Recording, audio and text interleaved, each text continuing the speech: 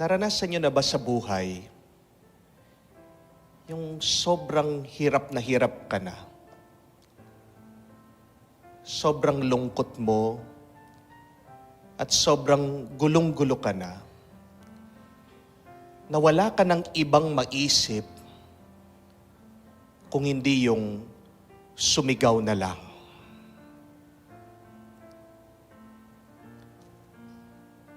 Yung pagnanasa na pag sinigaw mo, baka sakaling gumaan yung nararamdaman mo. Sa bagay, sino po ba hindi mapapasigaw? Kung hirap ka na sa buhay, at pagkatapos, magkaka-COVID ka pa. Sa bagay, sino ba hindi mapapasigaw na lang na napakabait mo naman sa biyenan mo, tinutulungan mo ang pamilya ng asawa mo, pero ikaw pang lumilitaw na kontrabida. Ikaw pang nagmumukhang masama sa pamilya. Sa bagay, sinong hindi mapapasigaw sa kapapanganak mo pa lang, malalaman mo ang asawa mo, nakabuntis ng iba. At pagkatapos, sasabihan kang hindi ka mahal at iniiwan ka na. Sino bang hindi mapapasigaw sa pagsasakripisyo mo sa ibang bansa? Nagpapadala ka palagi ng pera. Akala mo nakakaipon ka. Pero yun pala, winaldas lahat ng pera. Naubos, nawala. Nag-iipon kang wala. Nagpagod ka lang para sa wala. Hindi ba nakaka-frustrate? Hindi ba nakakapagod? Di ba nakakalungkot? That out of our helplessness, all that we can do is just shout. Shout our frustration. Shout our helplessness. Shout our pain. But my dear friends, the beautiful gospel reminds us, do not just shout your pain, your helplessness, your frustration. Shout it to the Lord. Shout to Jesus. Ask for help to Jesus as loud as you can, because the Lord is listening. The Lord hears the cry of the poor. Naririnig ng Diyos ang hinaing ng mga nahihirapan. Kung nahihirapan ka, lang sumigaw sa ere. Isigaw mo, itaas mo sa Diyos. Kamukha ng ginawa nung bulag. Ang bulag na nagpapalimos, ang bulag na nakalimutan. Ang bulag na nahihirapan. Ang bulag na nagpapatulong pero hindi pinapansin.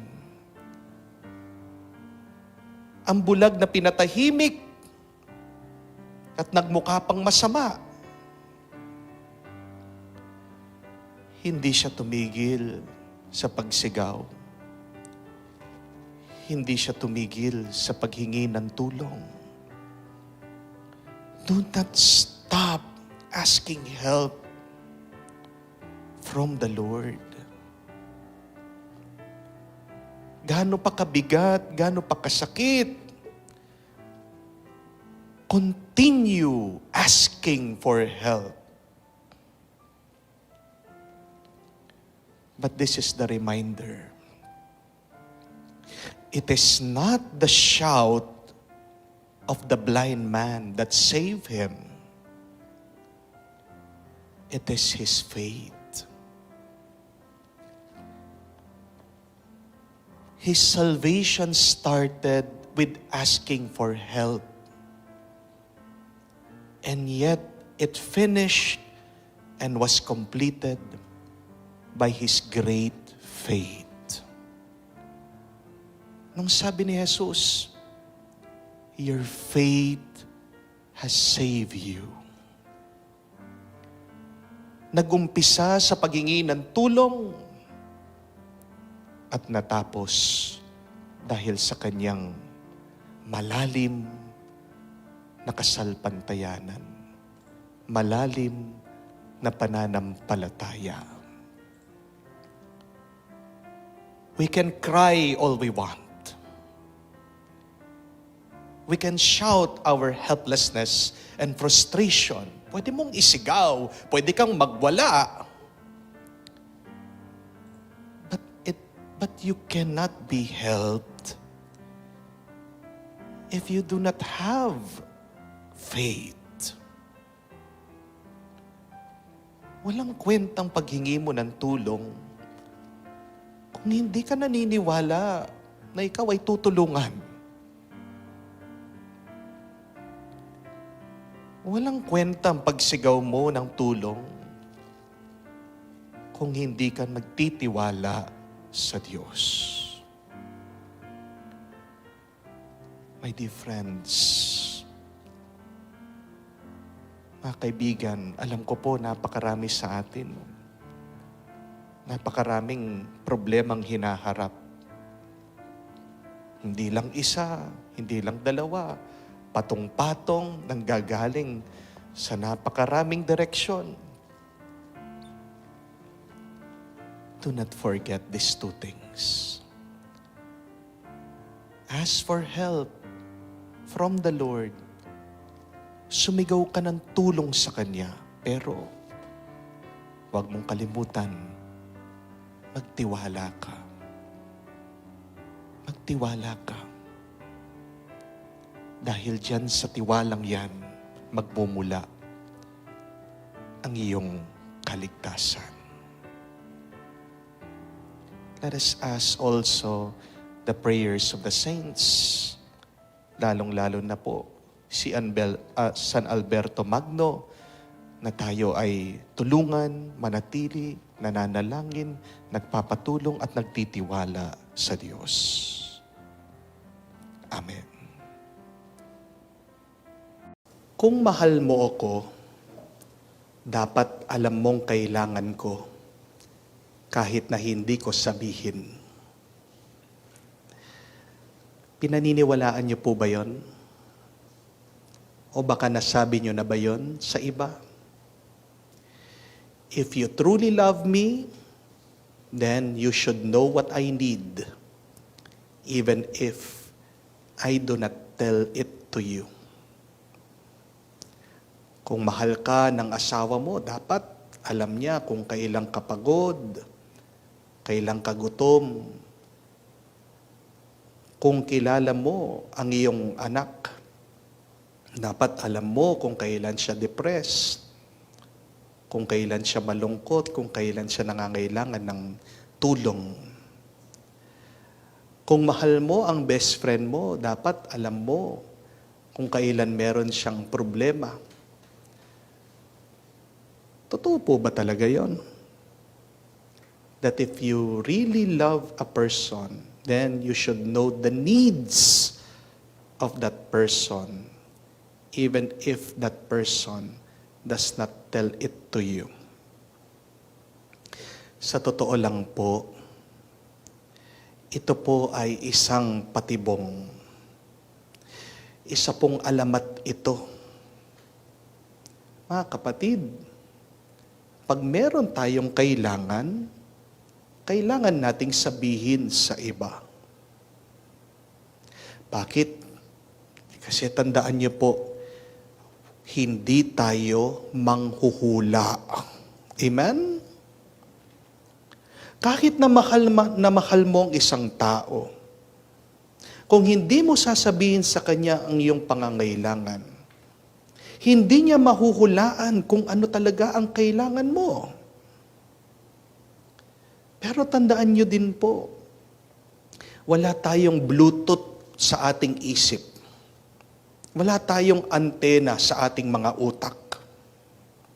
Kung meron kang kailangan, kung kailangan mo ng tulong, sabihin mo. Wala po tayong wifi para agad dumating sa iyo ang mensahe, ang gusto ng iba. Naiintindihan ko po na yung iba, ganito yung kanilang pag-iisip at pag-uugali. Bakit? Kasi nasanay tayo. Nung bata tayo, nung sanggol tayo, kahit na hindi tayo magsalita, tutulungan at tutulungan tayo ng ating mga magulang. Amen? Yun yung nakasanayan natin . Kahit na wala tayong sabihin, agad-agad alam ng ating mga magulang kung ano ang ating mga pangangailangan. Pero, tandaan niyo po ito, hindi na po tayo sanggol. Hindi na po tayo mga bata. Matatanda na tayo. You are no longer a baby. You are already grown up. At pasensya na po ha.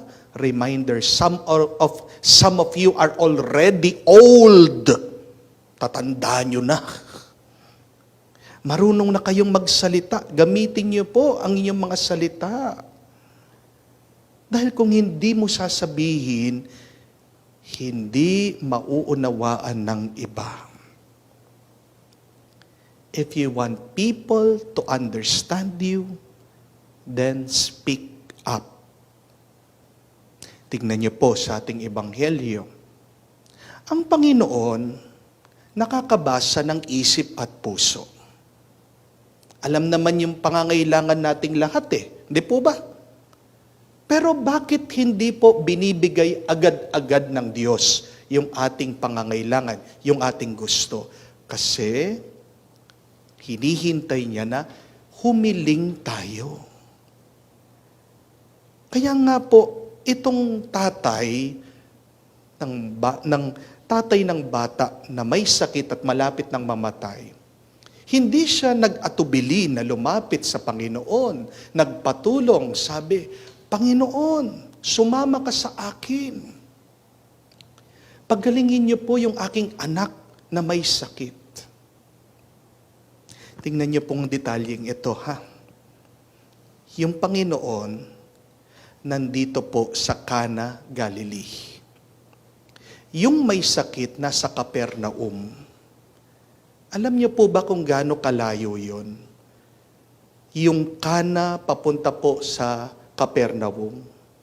Kung lalakarin niyo po, it would take you the whole day, 24 hours.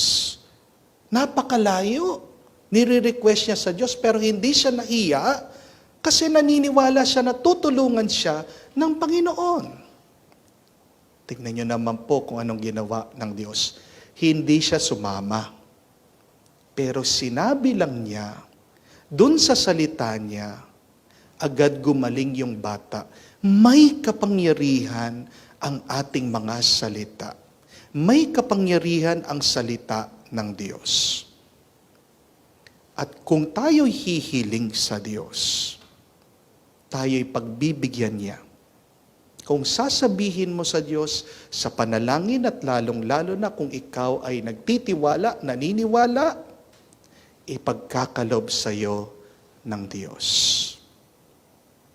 Alam ko po yung mga iba, ayaw nang humiling. Bakit? Kasi nasaktan sila. Minsan nang humiling, hindi na pagbigyan. Kaya nga po, tahimik na lang. At anong nangyari sa kanilang katahimikan? Ito'y naging pader. My dear friends, please tear down your walls. Do not separate yourself from God. Be silent, yes, before the Lord, but open your mind and heart to God. Believe the words of Jesus who tells us, ask and you shall receive. Remember this, my dear friends, that yes, good things comes to those who wait. Amen? But it is also true. Good things comes to those who ask. If you will not ask, then no good thing will come to you. So, let us ask with confidence. Let us pray full of faith so that we can receive what we have asked for through Jesus our Lord. Amen. Feel at home tayo dito.